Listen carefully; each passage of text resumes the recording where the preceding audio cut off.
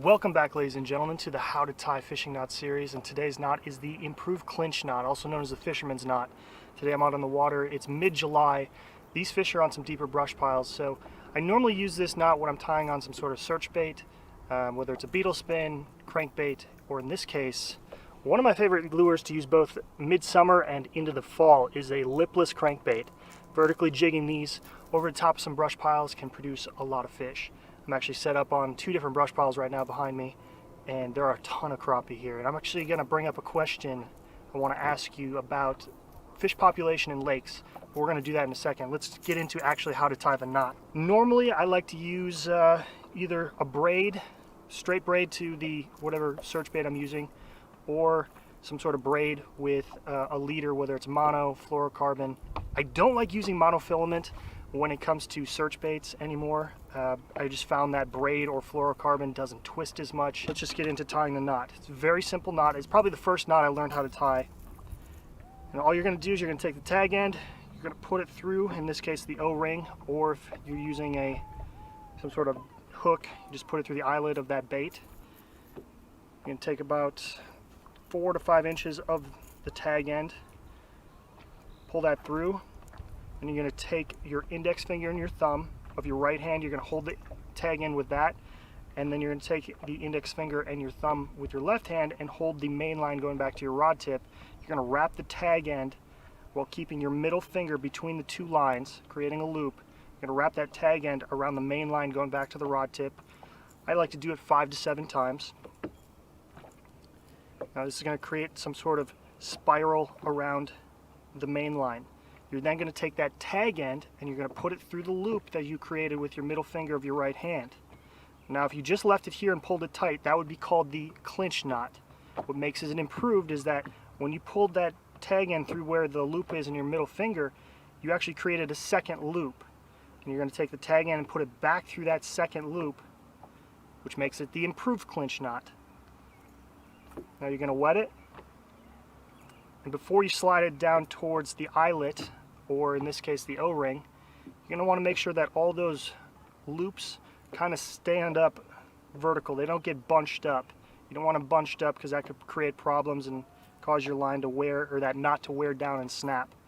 So you're going to slide it all the way down, and there we go. The loop knot is all tied on, and our lipless crankbait is ready to vertically jig on some brush piles here. So let's drop it down. I'm going to show you a little bit on the live scope what I'm seeing. There are a ton of fish, and I got a question for you about fish population. We'll get into that. So as you can see, there's a giant pile of fish right there. Absolute pile of fish right above this little brush pile, and there are a ton of them. Yeah, I mean a ton of fish. So right now, got this little red lipless crankbait tied on. I'm going to drop it down there. Trying to try two different tactics here. One's going to be a straight vertical jig and kind of popping it. The other is going to be like a vertical, or like a yo-yo pattern. And we'll let it kind of swing down into that brush pile or near it and see if we can get some fish to bite. All I'm going to do is just let it drop down to basically where I can see the school and just pop it. And usually what happens is I hit it on the fall, and as I pull back up, I'll feel a lot more weight than just that lipless crankbait.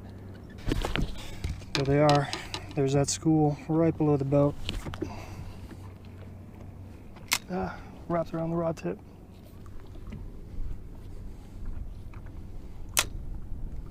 These fish are actually moving from brush pile to brush pile. They're not sitting on a single one, and it's because of this right here. I don't know if you can see it, but there's shad busting all over the place. These white bass are pushing these shad to the surface. They're hitting them, and those wounded shad are kind of falling down, and these crappie are just sitting underneath, suspended, and they're chasing these schools.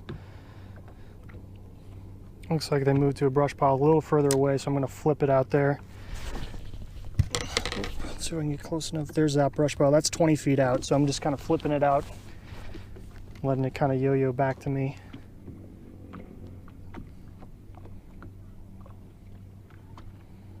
If I didn't have live scope, I would definitely just be throwing buoys on some brush piles and kind of casting in a bunch of different directions, because these fish are moving. Question I had we'll wait till we catch a fish here, but the question I had, as you can see, there's a ton of fish down there. I spun my trolling motor around to see different brush piles, and it seems like there's easily over 1,000 fish on the 4 or 5 brush piles that I'm on. But I guarantee there's nothing over like 11 inches down there. They're probably all gonna be 8.5 to 9.5 inch fish. So the question I have for you, and let me know in the comment section what you think about this. In bluegill fishing, I always hear, you know, you gotta keep those 7.5 to 8.5 inch gills, let the 9 and 10 inch ones go. When you release those bigger gills, it's gonna create more 10 inch bluegill in that whatever system you're fishing in. I'd assume it's the same for crappie, because right now I think there's just so many crappie in this lake, and it's only about 1,000 acres. And all these crappie are 8.5, 9.5, you know, something that 10, probably less than 10 inches. All these crappie are less than 10 inches. Most of them are around 9, 9.5. I just think they're so competitive for food right now that I don't know. Can they get big? On a 1,000-acre lake. I'm not talking like a huge river system like I know a lot of people fish down south. I'm not talking like Grand Lake or Lake of the Ozarks. We're not talking tens of thousands of acres. This lake is 1,000 acres, give or take 100. Can crappie, because there used to be some really big crappie in this lake, and it's not because the crappie disappeared. Every brush pile I pull up on, there's at least a couple hundred fish on it. Trouble is getting them to bite. It's midday right now, so it's a little tough, but so that's my question. How do you manage that to get bigger class fish? Do you got to keep all those 9.5 inch fish? Kind of thin it out a little bit? What do you do?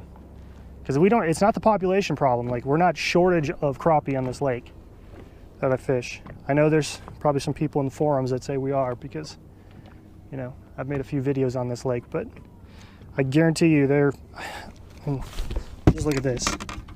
Look at that, right there.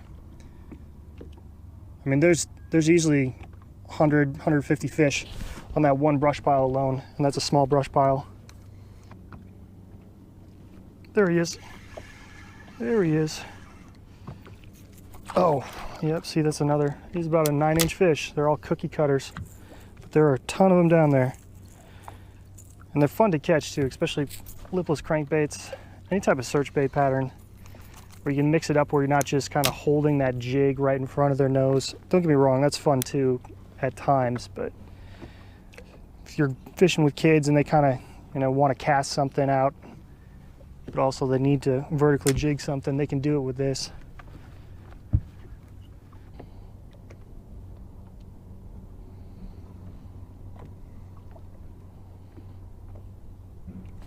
There he is. Oh, and I got the dink. I got the dink.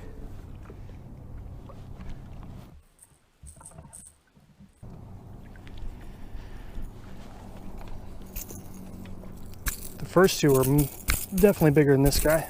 Easy. You do have to be careful. You got 2 treble hooks going on here. This is only about a 5.5 inch fish. That is the question. Is it possible for crappie to there be too many small crappie? Because I think that's what happened in this lake. I used to be able to catch 11, 12 inch fish. They're still in here, but it's rare. It's rare. You don't believe me that there's a lot of crappie in this lake? Look at that. All of these. There's probably some bait fish pushed up there, but most of those are all 8, 9 inch crappie right there. Just a ton of them. Absolute ton of fish. Look at all that. I mean, there's thousands of fish there. Right below the boat too. Let's see if we can catch one. Oh, they're hitting it on the fall.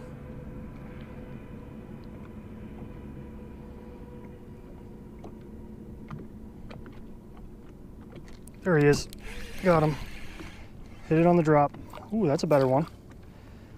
I might be here. Oh, and he, damn it. I was trying to get you that second camera angle and he flipped off. That was a little bit better fish. That might have been that 10-incher. Sorry folks, we're not going to catch any 15s today. It's all right. That's the other problem we have that maybe a lot of you, if you fish down south, you don't have a whole lot of issues with.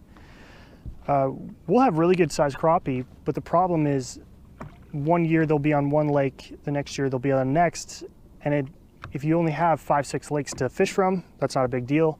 The problem is Minnesota and Wisconsin. Minnesota is known as the land of 10,000 lakes. There's actually 11,000 lakes, a little over 11,000 lakes in Minnesota and a little over 11,000 in Wisconsin as well. So the problem we run into is you really got to fish almost every single lake until you find them. And that means fishing lakes like this size, 1,000-acre lake. You have to fish lakes that are 50 acres. There's a fish. In order to find the good sized schools. And that can take a while, it really can. So, and a quarter. That's pretty much what they're gonna be down there. So we can get one more out of this school. But that is kind of the issue fishing up north versus some of this. I mean, I've fished in Oklahoma, fished in Texas. Texas has a lot of lakes, don't get me wrong. But the other issue we have is it's only 6-month growing season. I mean, we have ice on our lakes for almost 6 months out of the year a lot of times, and those fish really don't get the full growing season that they do down south. Our fish that we catch that are 12 inches, those fish could be twice as old as a white crappie from Oklahoma that's 12 inches. Just takes a lot longer for those fish to grow to that certain size class. The struggles of a northern crappie fisherman. Had to vent a little bit. There he is. Got one that time. That is gonna end it for this video. Ooh. Not big fish, obviously. This is probably one of those smaller guys. That's musky bait right there. That's what that is. Muskie love these guys. So that's gonna wrap it up for the improved clinch knot using these lipless crankbaits. You can also tie them on some regular trolling style crankbaits or search baits, beetle spins, underspins, bladed jigs like the chatterbait, the micro chatterbait stuff. This is one of those knots you can tie on your search baits. You can also probably tie it on for minnows. I wouldn't recommend. There's probably a couple other knots I'd recommend for minnows, but this is one of those knots alongside the Palomar knot and the uni knot. Try it out, see if you like it. If this is one of those that's really easy for you to tie, I highly encourage you to use it. This is the first knot I learned how to tie, and probably a lot of you out there, if this is your first knot that you learned how to tie, comment below.